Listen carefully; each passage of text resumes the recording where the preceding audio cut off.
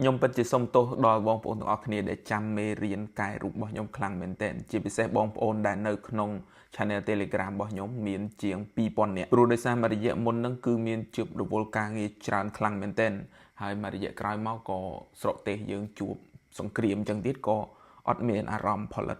មេរៀនឬក៏ថាវាធ្លាក់ចុះនៅប្រសិទ្ធភាពការងារអត់មាន mood ធ្វើការងារតែយ៉ាងណាក៏សូមទោសបងប្អូនទាំងអស់គ្នាដែលអត់បានបំពេញអ្វីដែលធ្លាប់បានសន្យាថានឹងធ្វើឲ្យចប់ដើមនៅមេរៀនទាំង10ដែលខ្ញុំបានសន្យាប៉ុន្តែយ៉ាងណាក៏ដោយលើកនេះមកសន្យាលើកទី2សន្យាថាពេលឆ្លងឆ្នាំហើយឆ្នាំក្រោយ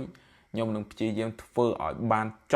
ប់ដើមនៅមេរៀនដែលខ្ញុំបានសន្យាបើបងប្អូនដែលអត់ទាន់ដឹងគឺខ្ញុំបានមានមេរៀន10មេរៀនសម្រាប់ចែកជូនបងប្អូនទាំងអស់គ្នារៀនកែហើយខ្ញុំបានធ្វើវាមក3មេរៀនរួចមកហើយតែដោយឡែកដោយ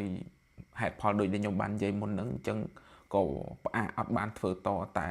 ឆ្នាំក្រោយទៅខ្ញុំនឹងចាប់ផ្ដើមធ្វើតវិញអញ្ចឹងបងប្អូនដែលចង់រៀនអាច join channel Telegram ខ្ញុំបានហើយនឹងចូលទៅមើលនៅក្នុង YouTube ខ្ញុំបានចាំខ្ញុំដាក់ link នៅក្នុង comment ឲ្យ link រៀនកែរូបនៅក្នុង YouTube ហើយនឹង link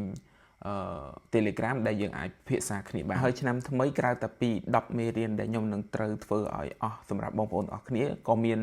មេរៀនថ្មីដែរជាស្ដែងឥឡូវនេះខ្ញុំកំពុងតែមានកម្មវិធីឬក៏ក្បាច់កែមួយចំនួនថ្មីទៀតដែលអាចចែករំលែកបងប្អូនទាំងអស់គ្នាបាន